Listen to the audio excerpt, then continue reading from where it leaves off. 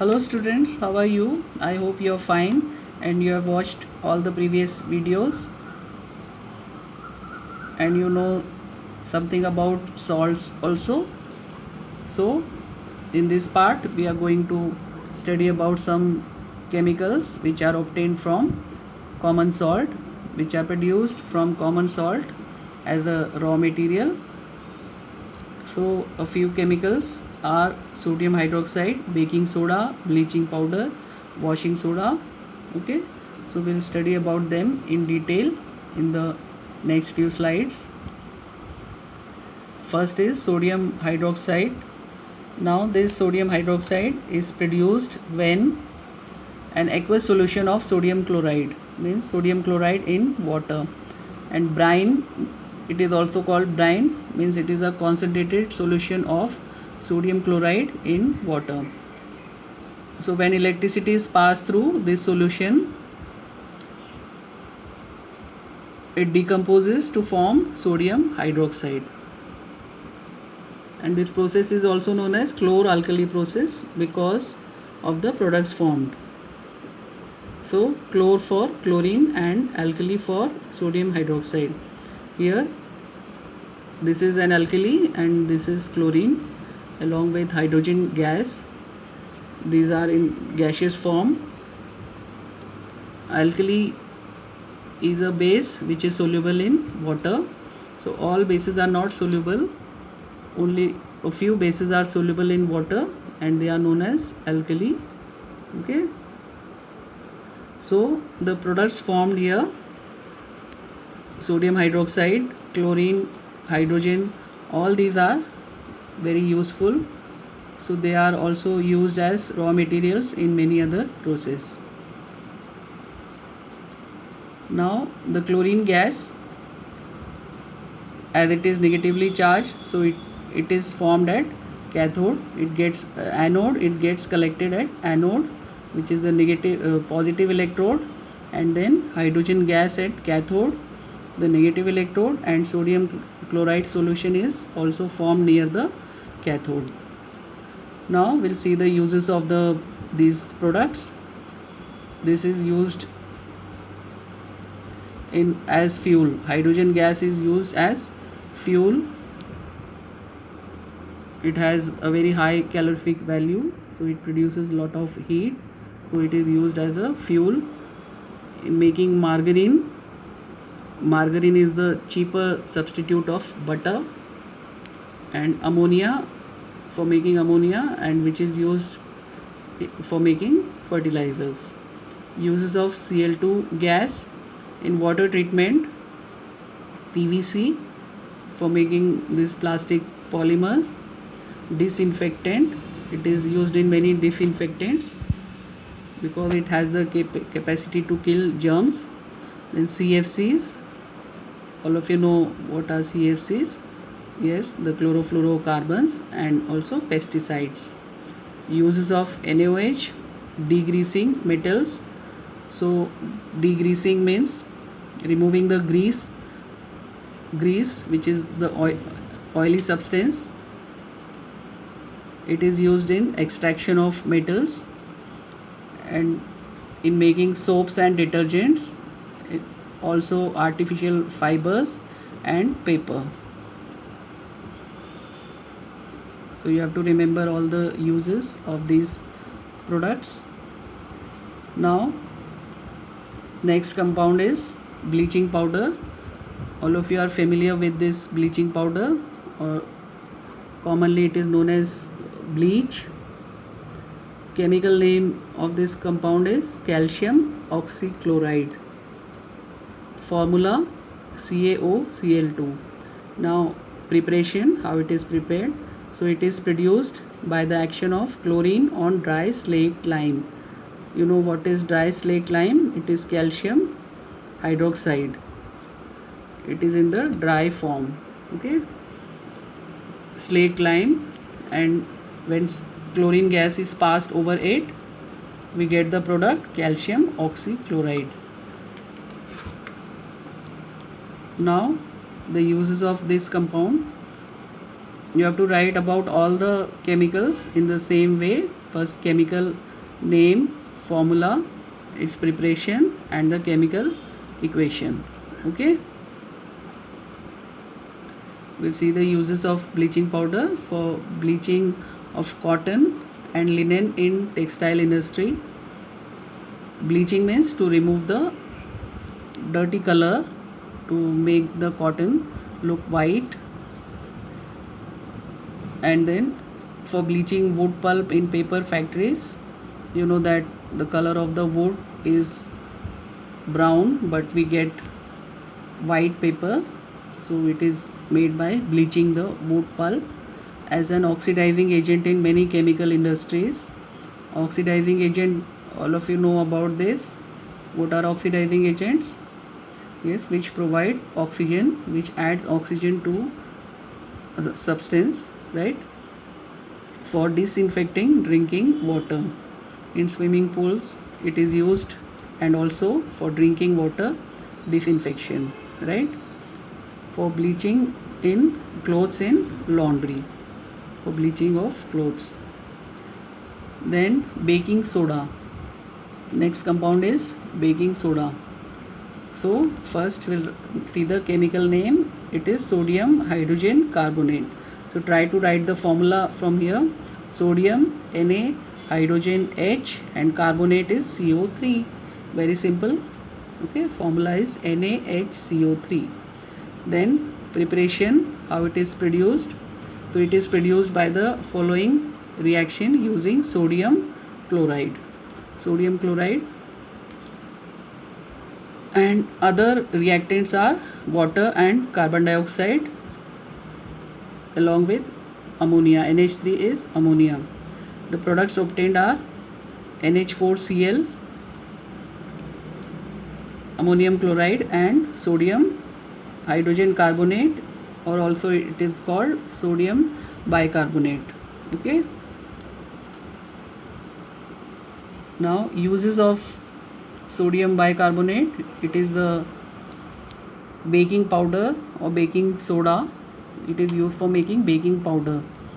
Sodium hydrogen carbonate is actually sodium baking soda, but it is used for making baking powder, which is a mixture of baking soda and a mild edible acid such as tartaric acid. So baking soda and a tartaric acid is added to it to improve the taste, right? So baking powder is a commercial preparation, and chemically it is baking soda plus one edible acid, which is tartaric acid. And this acid, all of you know, it is present in the, yes, tamarind. When baking soda powder is heated or mixed in water, so what happens? CO2 is given out, and we get the sodium salt of acid. Okay, when it is heated or mixed with water, and therefore all of you know that CO2 gas is released, and if the place of CO2 gas becomes empty, so it is used in making food products, and the food products like cake or breads, they become spongy due to the escape of CO2. Okay, now uses of sodium hydrogen carbonate. So the carbon dioxide produced causes the bread or cake to rise, making them soft and spongy. Okay, therefore they are used in bakery for making breads and cakes. And sodium hydrogen carbonate is also an ingredient in antacids, being alkaline. Its nature is alkaline, basic, so it is an ingredient of antacids. And it is also used in soda acid fire extinguishers, you know, where CO2 gas is released to extinguish the fire. Okay, so these are the uses of NaHCO3. Next is washing soda. The chemical name is sodium carbonate.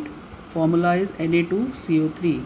Preparation, how it is obtained. So it is obtained by heating baking soda and then recrystallization. First we'll see the reaction, what happens when sodium hydrogen carbonate is heated. So when it is heated, Na2CO3 means sodium carbonate and water and carbon dioxide are also released. Okay, so this is actually the sodium carbonate means washing soda,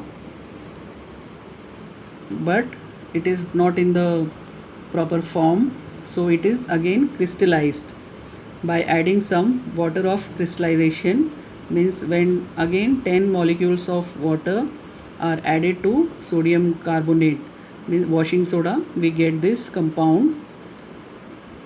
So we get the crystals of sodium carbonate. Okay, these 10 water molecules which are associated with this washing soda, they are known as water of crystallization. They are used for making the crystals of washing soda. Okay, next uses. So uses of sodium carbonate, all of you are familiar with this. It is used in making glass, soap and paper industries. Okay, and it is used in the manufacture of sodium compounds such as borax. Borax is also used in making different chemicals and also in glass, and it is used as a cleaning agent for domestic purpose. All of you know the uses of washing soda in domestic washing. It is used for removing permanent hardness of water. Now all of you know about hard water. So this hardness of water is due to some salts present in the water. Okay, river water which is hard, it contains many salts which are dissolved in it, and this hardness is of two types, temporary and permanent. Temporary hardness can be removed by boiling the water, but for permanent hardness we require some chemical process. So in that washing soda is used, okay, to remove the permanent hardness of water. Next, are the crystals of salt really dry? Now for this we will perform a small activity. Copper sulfate crystals plus heat. Copper sulfate crystals are heated in a dry test tube and the change of the color is observed. So after some time we find that the copper sulfate crystals, they turn white. This is in our experiment which we are going to perform in the school. Okay, so they become white. Why do they become white? Because they lose the water of crystallization. The molecules which are associated with the copper sulfate crystals, they are lost when it is heated. So when again water is added to the crystals, the white crystals, then again they turn blue. Okay, so this water of crystallization, it is a fixed number of water molecules present in one formula unit of a salt. So it is always associated with the molecule.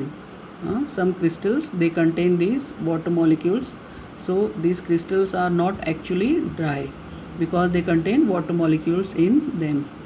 So for copper sulfate, 5 water molecules are there, so its chemical formula becomes CuSO4 5H2O. We do not put plus sign here but only a dot. Okay, we put only a dot here. So in the same way, iron sulfate, it contains 7 water molecules, so the chemical formula becomes FeSO4 7H2O. The next compound is plaster of Paris. So it also contains some water molecules. So it is produced by heating gypsum. So on heating gypsum at 373 Kelvin. 373 Kelvin means how many degrees Celsius? 100. Okay, so it loses water molecules and become calcium sulfate hemihydrate. Calcium sulfate, CaSO4. Hemihydrate means half. Hemi means half water molecule. Okay, so we get the compound plaster of Paris, and all of you might have seen this plaster of Paris. So it is a white powder, and on mixing with water it changes to gypsum. Okay, and we get a very hard solid mass. Now you can see the reaction here, chemical equation for this: CaSO4 plus half H2O. It is plaster of Paris, and we add here water molecules 1.5, so we get CaSO4 2H2O. So when gypsum is heated we get plaster of Paris, and when water is added to plaster of Paris again we get gypsum. Now uses of this compound, all of you are familiar with this used by doctors to set fractured bones, used for making toys, for making decorative articles, and for making surfaces smooth. So these are the uses of plaster of Paris. So it is advised that plaster of Paris should be kept in plastic bags so that they do not get wet, and if they get wet they absorb water molecules and they become hard, which is an irreversible change. It gets wasted. Okay, so therefore it should be stored in plastic bags. Now this was all about salts, some important salts. It is very important from the exam point of view. You have to learn the chemical names, their properties, uses of all the salts. Okay, and also the chemical equation for preparation of the salt.